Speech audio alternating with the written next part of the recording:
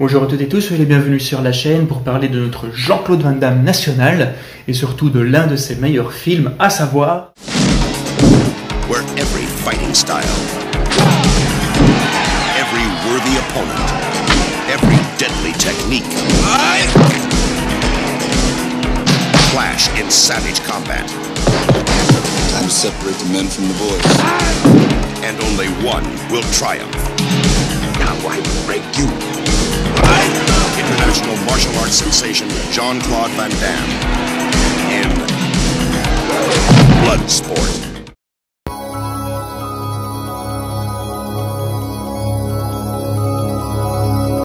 Arrivé aux États-Unis en 1982, Jean-Claude Van Damme enchaîne les petits boulots, les rôles de cascadeur, les rôles de figurant, dans le but de se faire repérer par des producteurs. C'est un petit peu comme ce que nous allons voir ici, dans le film Break Street 84, où Jean-Claude Van Damme essaye de se mettre au premier plan, comme je le dis, dans le but d'être repéré.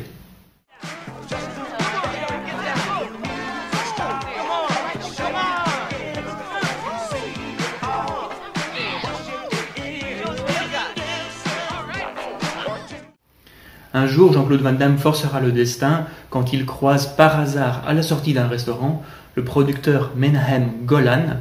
Il lui fait alors une démonstration de coups de pied de karaté et on dit également qu'il aurait fait un grand écart devant lui afin donc de l'impressionner.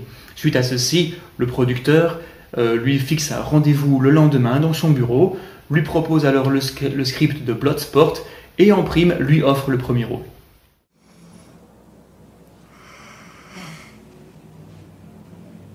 That hurts me just looking at it.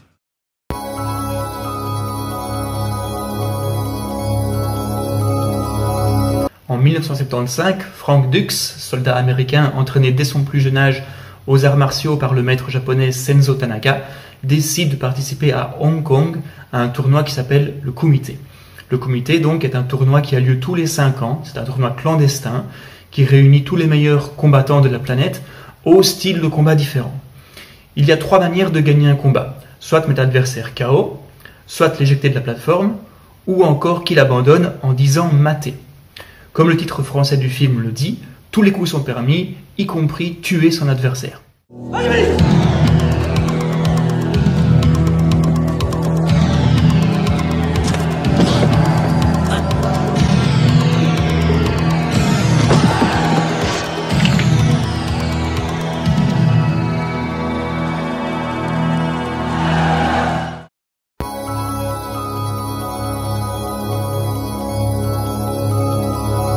Jean-Claude Van Damme est donc Frank Dux. Il décide de participer au Kumite afin d'honorer son maître, Senzo Tanaka, mais également il remplace, si vous voulez, le vrai fils de Tanaka, Shingo, qui est décédé lors d'un précédent tournoi. Frank Dux a un style de combat très développé, il y a beaucoup de très bonnes techniques, c'est également très élégant, et c'est aussi un combattant respectueux de l'adversaire dans le sens où même quand l'adversaire est KO, il le salue en fin de combat. Teach me. I can do it. You are not Japanese. You are not a Tanaka. You told me using any technique that works. Never to limit myself to one style.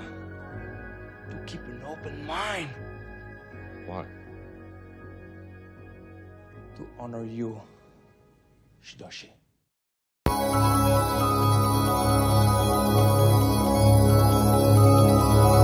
Interprété par l'acteur Donald Gibb, Jackson est un Américain vraiment en pure souche, il a des bandeaux, des t-shirts Harley Davidson. Son style de combat par contre, on ne sait pas trop définir ce que c'est. Pour faire simple, il bourre dans le tas, il utilise de sa force pour remporter les combats. Dans le film, il va donc se lier d'amitié avec Frank Dux. À noter que ce personnage est excellent pour les coups de tête. Choisis une brique, n'importe laquelle. Ah oui, la première en partant du bas.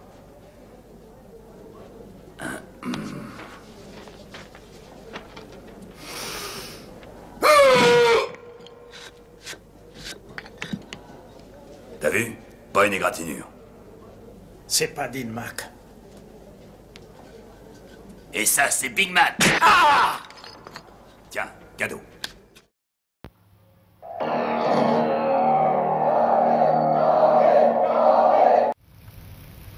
Bolo-young est Chong Li, tenant du titre et détenteur de tous les records dans le kumité. Combattant violent et cruel, il n'hésite pas à tuer ses adversaires. Hormis Jean-Claude Van Damme, il faut l'avouer, Bolo-young est vraiment l'attraction du film.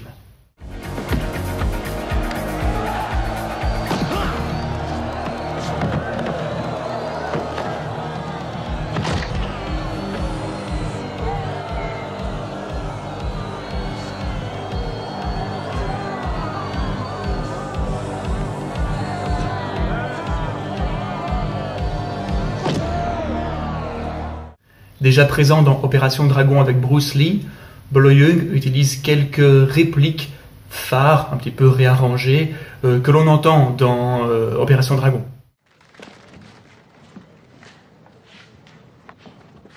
Very good. But brick, not hit back.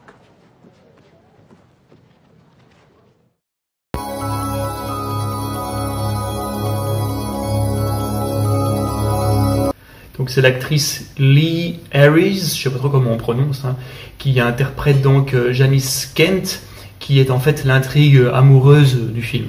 Cette journaliste veut absolument écrire un article sur le kumité et va tomber peu à peu sous le charme de Frank Dux. Quand elle assiste au kumité, elle trouve le tournoi violent et dangereux et supplie Frank Dux d'abandonner le tournoi. Upstairs with me for an interview. Like hell, let go of me. You want Hussein, no? No, Hussein is an asshole. What did you call me? You want me to spell it out for you?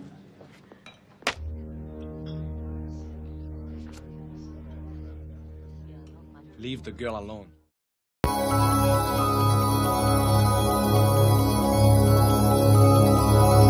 Norman Burton est Elmer et le tout jeune Forest Whitaker est Hollins. Ce sont donc deux agents qui sont chargés de retrouver Frank Dux et de l'empêcher de participer au kumité. Celui-là, quel pitre.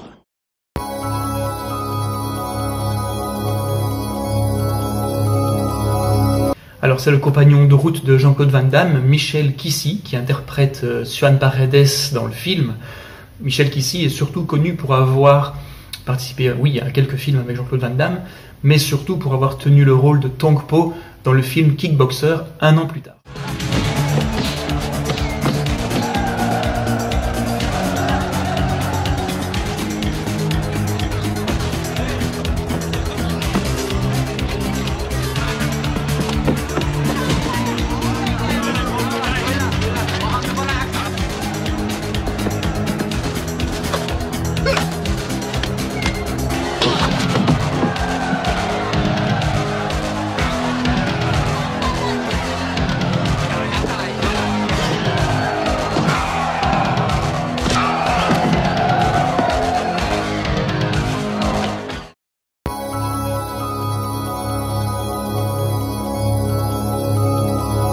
Composée par Paul Herzog, la musique est selon moi un élément essentiel dans ce film. Le film n'aurait pas eu le même succès si cette musique-là n'était pas incluse dedans. Composée essentiellement au synthé, c'est une musique vraiment qui donne envie de se défouler et qui pourrait être très très bien pour une personne désirant s'entraîner par exemple. Vraiment la musique, on peut dire qu'elle déménage quoi.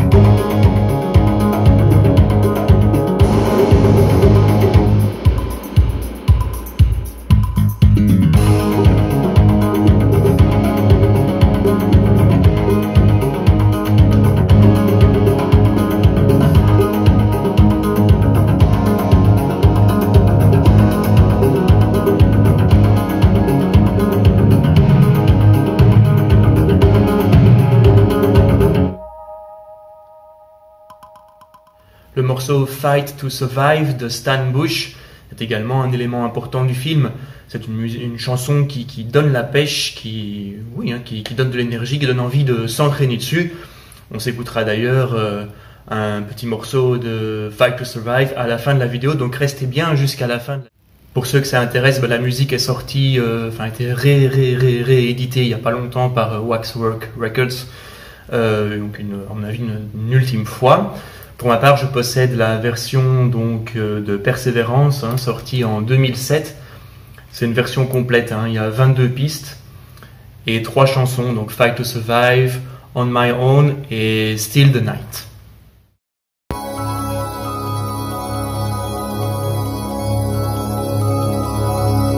La pauvreté du scénario, le tournage difficile à Hong Kong, un premier montage absolument catastrophique, force le producteur à vouloir abandonner le projet.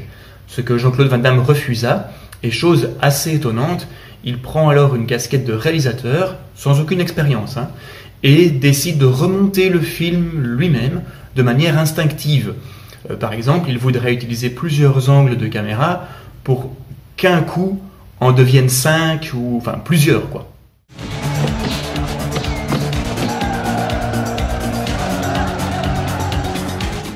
Van Damme donc redonne du punch, du dynamisme au film, du dynamisme au combat. Le film sort finalement dans un premier temps en cassette vidéo, mais le succès est tel qu'une sortie au cinéma suit dans la foulée. Ce qui est rageant pour Jean-Claude Van Damme par contre, c'est que comme je l'ai dit, en plus d'acteur, il a enfilé une casquette de réalisateur, mais il n'est pas crédité pour cela dans le générique, ce qui doit vraiment le faire râler.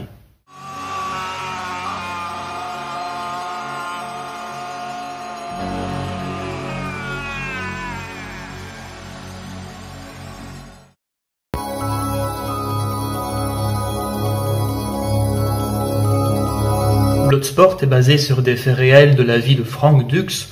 De plus, dans le film, Frank Dux coordonne les combats et est également l'entraîneur personnel de Jean-Claude Van Damme.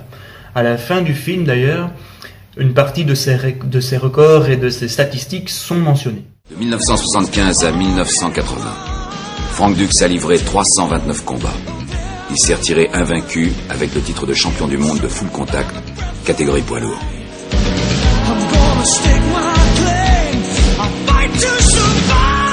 Monsieur Dux détient toujours 4 records du monde.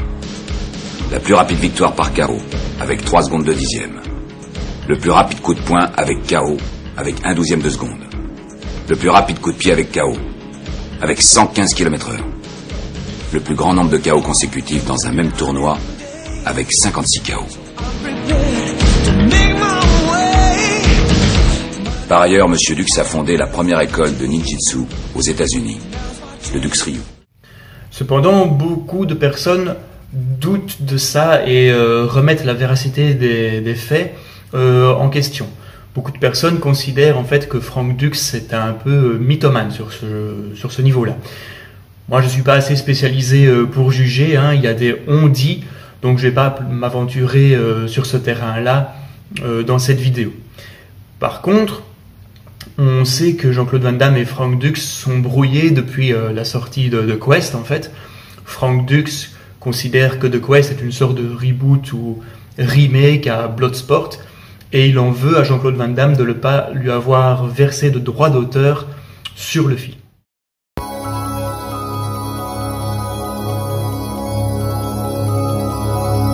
Alors le jeu vidéo auquel jouent Donald Gibb et Jean-Claude Van Damme, plus ou moins au début du film, est un jeu vidéo sorti sur arcade qui s'appelle Karate Champ.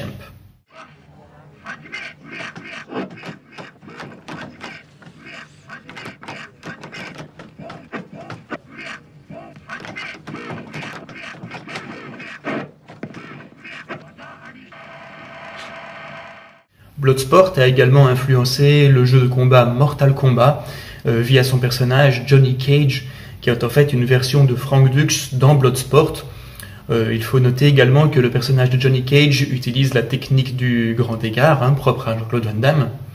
Toujours par rapport à Mortal Kombat, il faut savoir également que Van Damme a été approché pour le rôle de Johnny Cage pour le film de 1995, mais il a refusé parce qu'il avait déjà choisi le rôle de Guile pour l'adaptation d'un autre jeu vidéo, à savoir Street Fighter.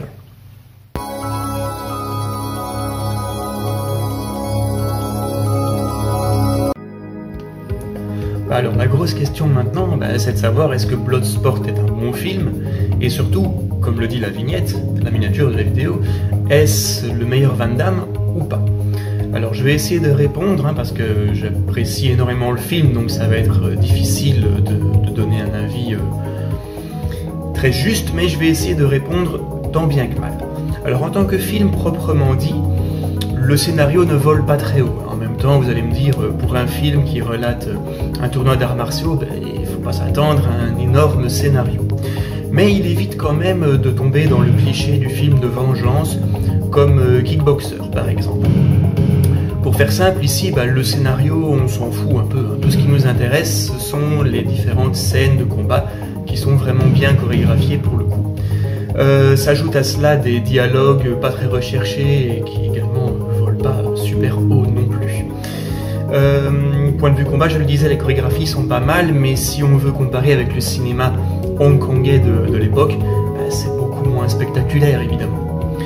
Van Damme fait preuve de tout son talent dans le film, il a le mérite en plus de prendre la casquette de réalisateur pour sauver un film qui tourne complètement au fiasco en fait. Cependant, ce qui lui fut reproché, c'est son pauvre jeu d'acteur et surtout son mauvais accent anglais. Ça aura une répercussion dans les films suivants, surtout dans Cyborg par exemple, où ses lignes de dialogue seront limitées, mais vraiment au strict minimum. La grande force du film réside donc dans ses combats, je l'ai dit plusieurs fois, mais les chorégraphies sont vraiment superbes, et aussi dans le fait que il n'y a pas un art martial précis, mais il y en a tout plein. Il y a un sumo, il y a du karaté, il y a des sortes de catcheurs, de boxeurs, il y a des gens qui font du muay thai, il y en a même un qui se bat un peu comme un singe, donc c'est vraiment très diversifié au point de vue combat. La bande son également est une grosse force dans le film, Van Damme évidemment, et Bolo Yeung comme je l'avais cité précédemment.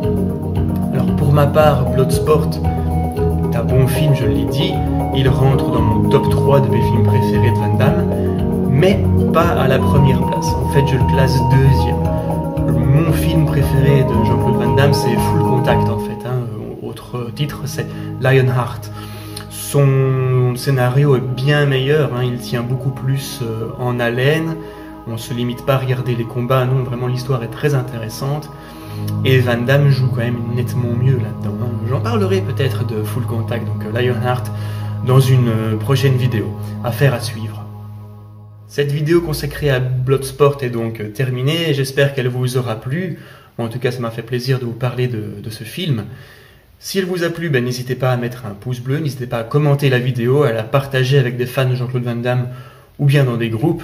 Et si tout le contenu pop culture de la chaîne vous plaît, n'hésitez pas à vous abonner à la chaîne. Ça coûte rien, c'est gratuit et ça fait toujours très plaisir. Moi je vous dis à bientôt et à une prochaine vidéo. Ciao!